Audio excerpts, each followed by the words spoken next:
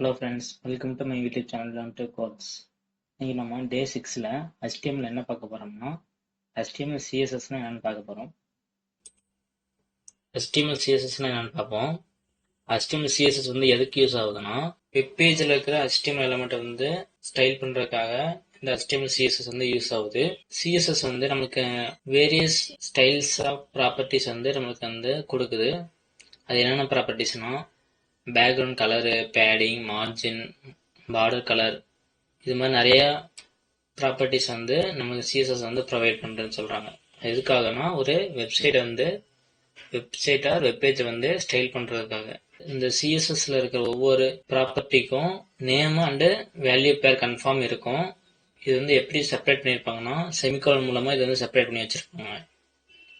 இந்த HTML CSSல மொத்தம் 3 types இருக்குது. என்னென்னா inline CSS first one, second category internal CSS, மூணாவது எக்ஸ்டர்னல் CSS. மொத்தம் 3 டைப்ஸ் இருக்கு.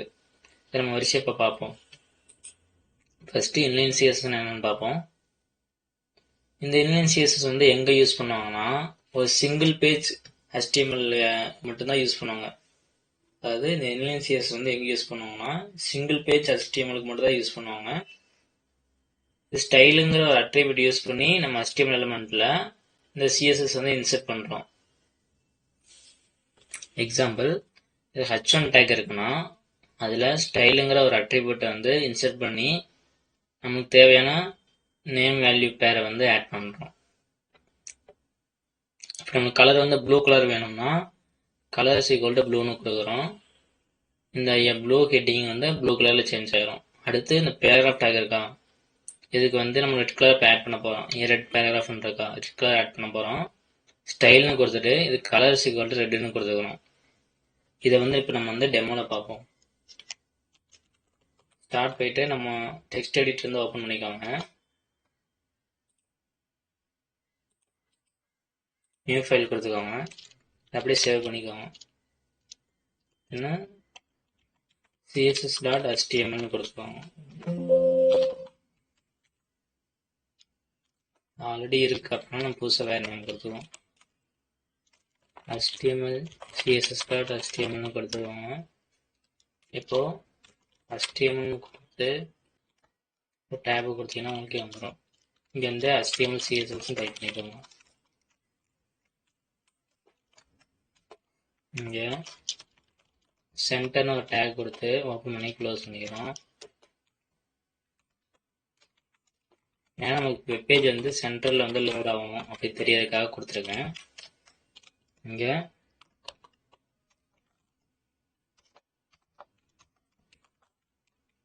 h1 டேக் ஓப்பன் பண்ணி க்ளோஸ் பண்ணிக்கிறேன். இங்க HTML CSS கொடுத்துக்கிறேன். சேவ் பண்ணிட்டு இப்போ நான் ப்ரௌசரில் ஓப்பன் பண்ணி பார்க்குறேன். இந்த ப்ரோக்ராம் கரெக்டாக ரன் ஆகுதுன்னு பார்ப்போம். பார்த்தீங்கன்னா நமக்கு வெப்பேஜ் பாடி செஷனில் சென்டரில் இந்த h1 எலிமெண்ட் ஷோ ஆகுதுங்களா.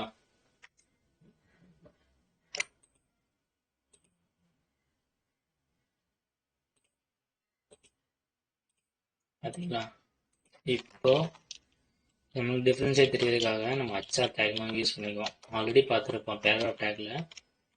சேவ் பண்ணோன்னா நீங்கள் இப்போ ரெஃப்ரெஷ் பண்ணிட்டு பாருங்க, ஒரு ஹரிசாண்டல் லைன் ஷோ ஆயிருக்குங்களா. இப்போ இதுக்கு கீழே நம்ம இன்லைன் CSS யூஸ் பண்ண போகிறோம்.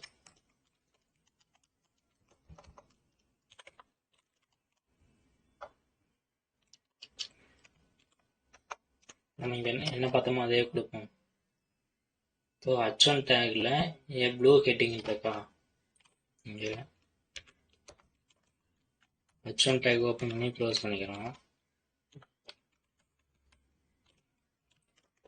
ப்ளூ ஹெட்டிங் கொடுத்துக்கிறேன். இதே ஒரு காப்பி எடுத்து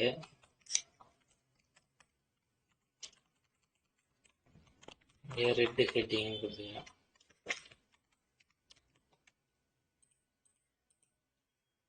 இப்போ நம்ம ரெஃப்ரெஷ் பண்ணிட்டு பார்ப்போம். ப்ளூ ஹெட்டிங் ரெட் ஹெட்டிங் வந்துச்சுங்களா. இப்போ இதுவும் கொஞ்சம் டிஃபரன்ஷியேட் பண்ணுறோம். நடுவில் HR டேக் யூஸ் பண்ணிக்கிறேன். ரெஃப்ரெஷ் பண்ணிட்டு பார்ப்போம். இந்த லைன் வந்துச்சு. அப்புறம் உங்களுக்கு டிஃப்ரென்ஸ் வந்து நீட்டாக தெரியுங்கிறதுக்காக ஹெச்ஆர் டேக் வந்து இங்கே யூஸ் பண்ணியிருக்கேன். இப்போது நம்ம இது வந்து இன்லைன் சிஎஸ்எஸ்ன்னு என்னென்னு ஃபஸ்ட்டு பார்க்க போகிறோம்.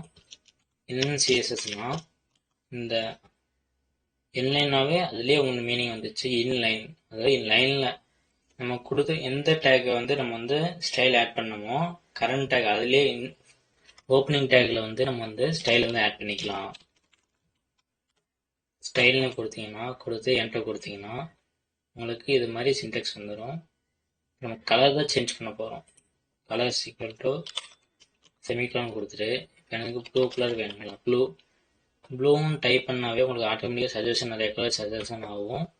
அதில் உங்களுக்கு என்ன கலர் வேணுமோ அதை கொடுத்துக்கலாம். இப்போதைக்கு எனக்கு ப்ளூ வேணும், அதனால் ப்ளூ வந்து கொடுத்துக்கிட்டேன்.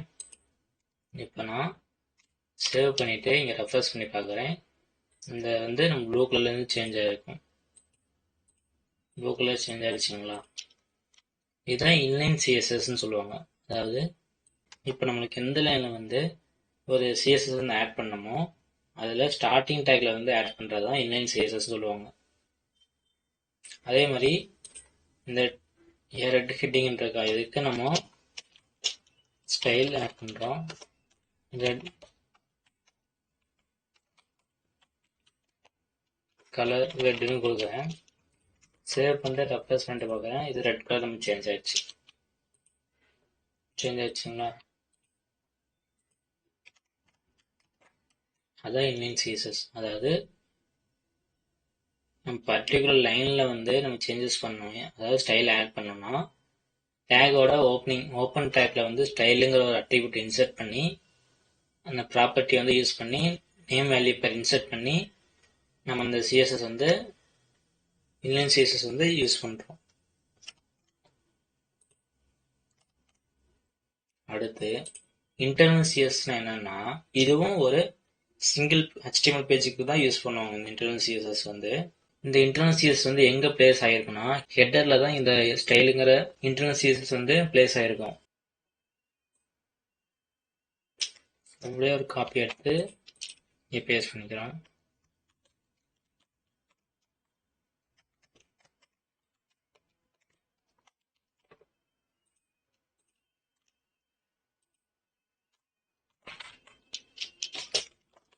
எனக்கு ஸ்பேஸ் வேணுங்கிறதுனால ஒரு பிரேக் கொடுத்துக்கிறேன். இப்போ நம்ம இங்கே இன்டர்னல் சிஎஸ்எஸ் பார்க்க போகிறோம்.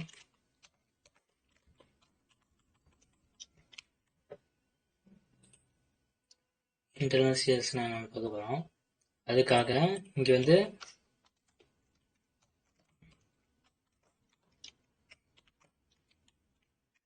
டேக் வந்து ஓப்பன் பண்ணி க்ளோஸ் பண்ணிக்கிறோம்.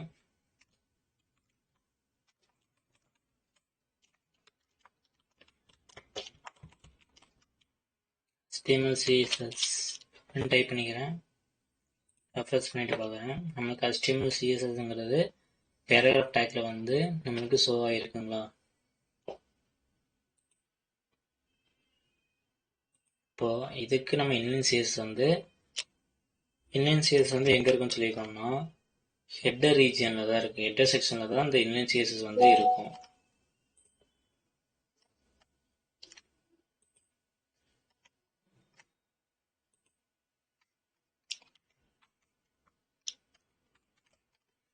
நம்ம இந்த சிஎஸ்எஸ்னாவே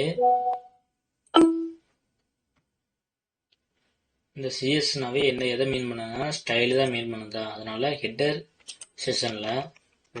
செஷன் வந்து ஸ்டைலுங்கிற ஒரு டேக் வந்து ஓப்பன் பண்ணி க்ளோஸ் பண்ணிக்கோங்க. ஸ்டைலுங்கிற டேக் ஓப்பன் பண்ணி க்ளோஸ் பண்ணிட்டேன்.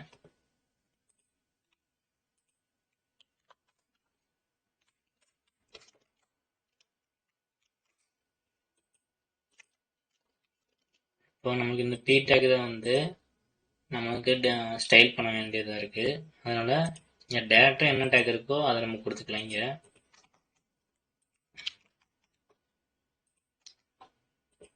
இங்கே வந்து P டேக்னு கொடுத்துக்கிறேன். கொடுத்துட்டு ஒரு கர்லி பிரேஸ் ஓப்பன் பண்ணி க்ளோஸ் பண்ணிக்கிறேன். இப்போ இங்கே எனக்கு வந்து கலர் வந்து இது எனக்கு க்ரீன் கலரில் வேணும்.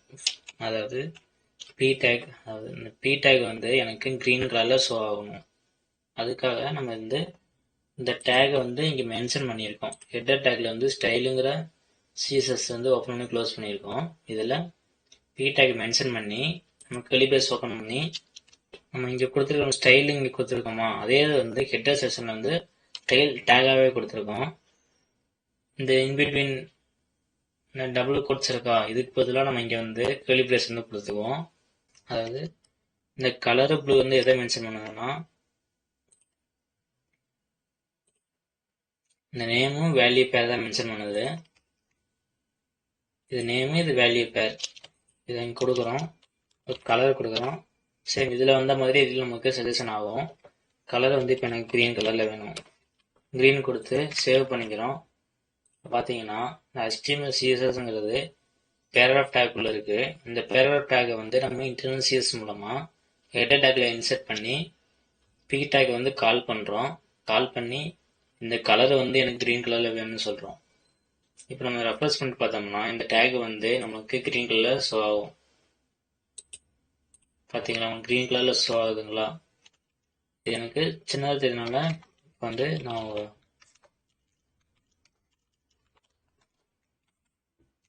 ஃபாண்ட் சைஸ் வந்து ஒரு 15 பிக்சல் கொடுத்துக்கிறேன். இது ஃபாண்ட் சைஸ், அதாவது இன்னும் ரிச்சாக கொடுக்கும், ஒரு 30 கொடுத்துருவோம். நம்மளுக்கு சைஸ் வந்து இன்க்ரீஸ் ஆயிடுச்சு, ஃபாண்டோட சைஸு. இது ஃபாண்டோட வந்து போல்டு வந்து இன்க்ரீஸ் ஆகணும். ஃபாண்ட் வெயிட்னு ஒரு ப்ராப்பர்ட்டி இருக்கு. இங்கே போல்டுன்னு கொடுத்துருக்காங்க.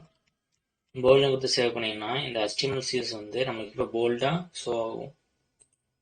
பார்த்தீங்களா, இப்போ நம்ம இதை தான் நம்ம வந்து இன்டர்னல் CSSன்னு சொல்லுவோம்.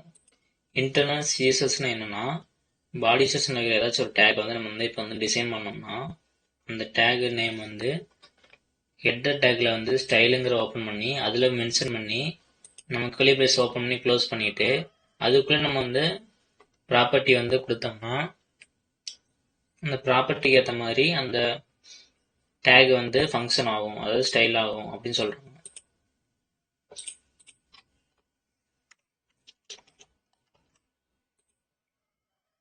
பார்த்தீங்களா, இங்கே பாடி செக்ஷனில் H1 டேகு பி டேக்னு இருக்கு.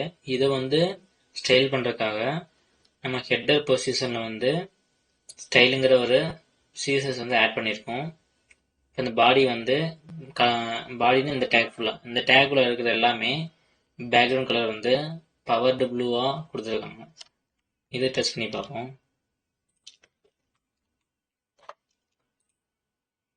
இங்கே கொடுத்துக்குவோம், பாடின்னு கொடுத்துட்டு இப்போ எனக்கு பேக்ரவுண்ட் கலர் வந்து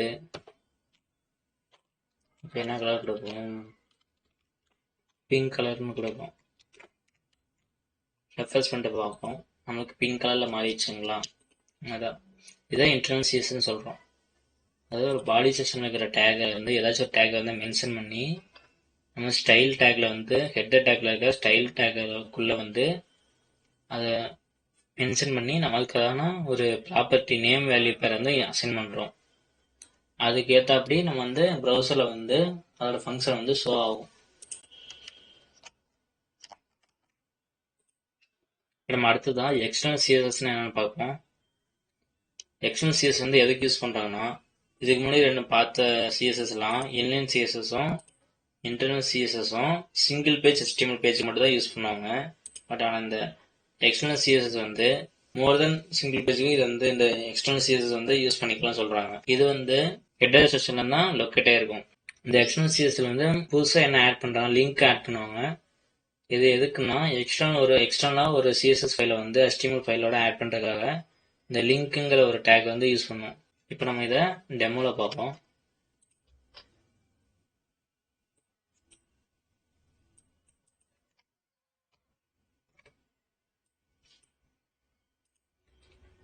நான் இங்கே எக்ஸ்ட்ரா ஒரு CSS ஃபைல் வந்து கிரியேட் பண்ணுறேன்.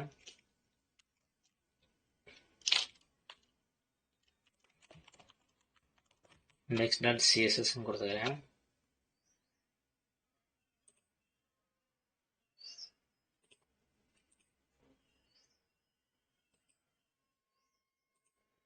அதேமாதிரி புதுசாக ஒரு HTML ஃபைல் வந்து கிரியேட் பண்ணிக்கலாம்.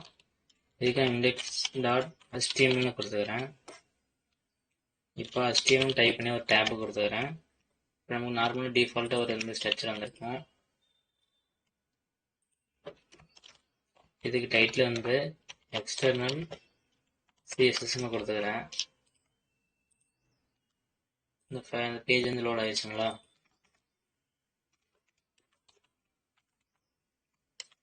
H1 கொடுத்து க்ளோஸ் பண்ணிக்கிறேன். எக்ஸ்டர்னல் CSSன்னு கொடுத்து இது வந்து எனக்கு சென்டரில் ஷோ ஆகணும்.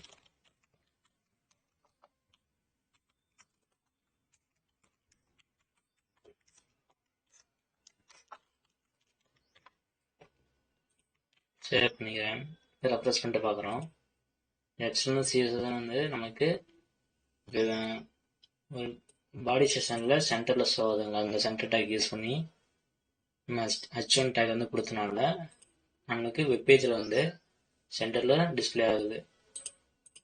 இப்போது அதுக்கீழே நம்ம இப்போ வந்து இப்போ நான் எக்ஸ்ட்ரா டேக் ஒன்று கொடுத்துருக்கேன். ஏன்னா டிஃப்ரென்ஸ் தெரிய வைக்காங்க.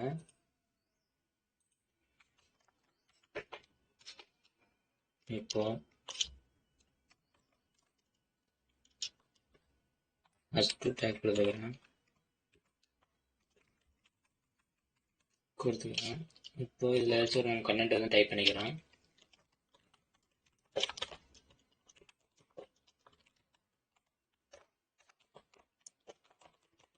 கண்டென்ட் டைப் பண்ணிக்கிட்டோமா? இப்போ நம்ம ரெஃப்ரெஷ் பண்ணிட்டு பார்ப்போம். Welcome to my YouTube channel இருந்துச்சுங்களா? இதில் நம்ம வந்து H2ங்கிற ஏரியாவில் வந்து நம்ம இதுக்கு வந்து ஸ்டைல் ஆட் பண்ணணும். அதுக்கு நம்ம index.cssல வந்து ஸ்டைலை வந்து நம்ம இது கொடுத்துக்கோம்.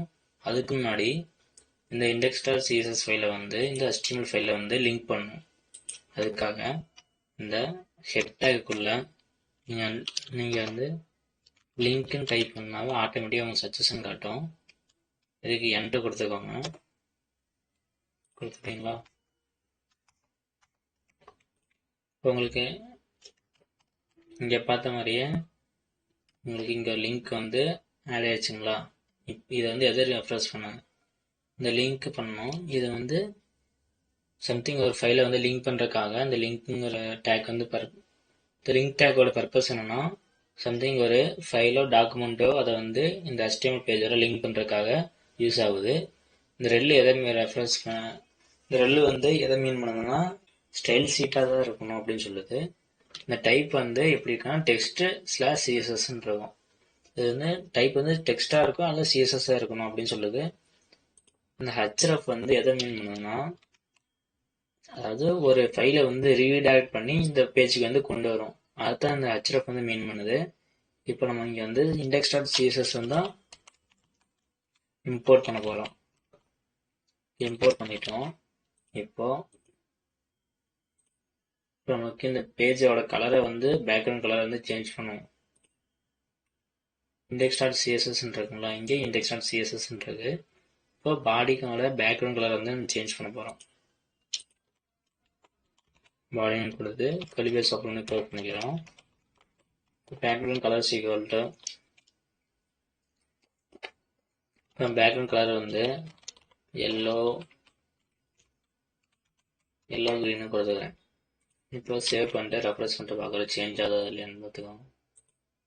சேஞ்ச் ஆகிடுச்சுங்களா? இப்போ நம்ம இது எப்படி சேஞ்ச் ஆகிருக்குன்னு பார்த்தீங்கன்னா நம்ம HTML ஃபைல் தனியாக வச்சுருக்கோம்.